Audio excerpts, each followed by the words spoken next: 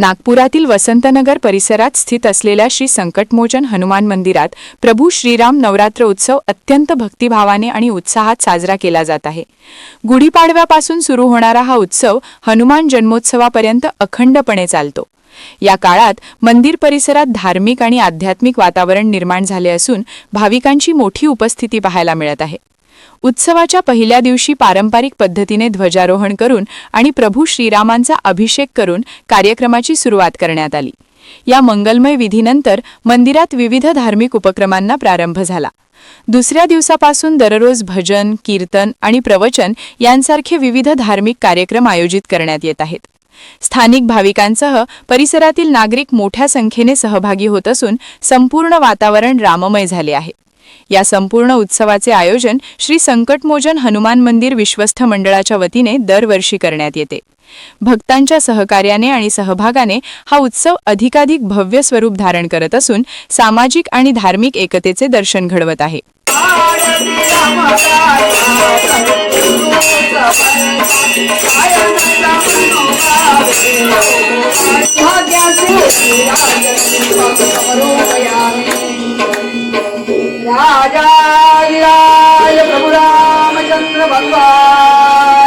मी राजू पाठक, मंदिराचा सचिव आणि हे श्रीकांत पिंचोरणे कोषाध्यक्ष आहेत मंदिराचे।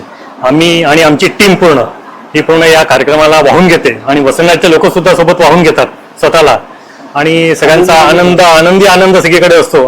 10 दिवस नुसता आनंदाचा उत्साह असतो।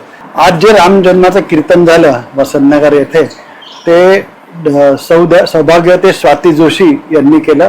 अतिशय उत्कृष्ट कीर्तनकार आहेत आणि त्यांनी सगळ्या भाविकांना अगदी छान रामजन्माची कथा सांगून रामजन्म केला। वसंतनगरच्या या संकटमोचन हनुमान मंदिराला जवळजवळ 50 वर्ष झालेली आहेत आणि आम्ही हा दरवर्षी राम जन्मोत्सव साजरा करतो।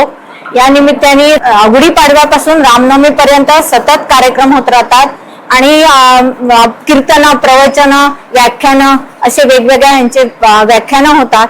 रामनवमीच्या दिवशी आम्ही राम जन्मोत्सव करतो।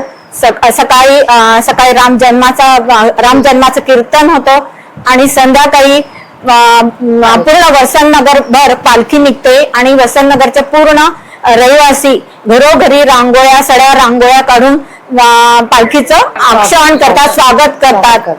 असा हा राम जन्माचा आणि राम जन्मोत्सवाचा आम्ही कार्यक्रम साजरा करतो आणि तो सगळेजण खूप आनंदाने हे करतात, त्याचा सहभाग होतात।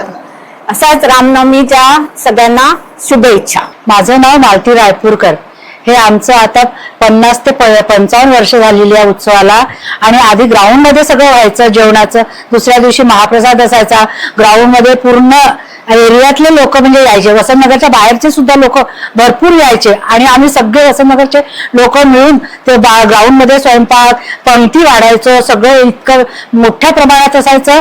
आता त्यामानाने तरी बऱ्यापैकी म्हणजे थोडंसं हे झालेलं आहे। आता आम्ही सगळे उत्सव मंदिरात करतो, जेवण पण आमची मंदिरात असतात आणि या सगळ्या गोष्टी आम्ही 2 दिवस इतक्या आनंदाने करतो आणि अख्ख्या वसंतनगर मधले लोक याच्यात सहभागी असतात।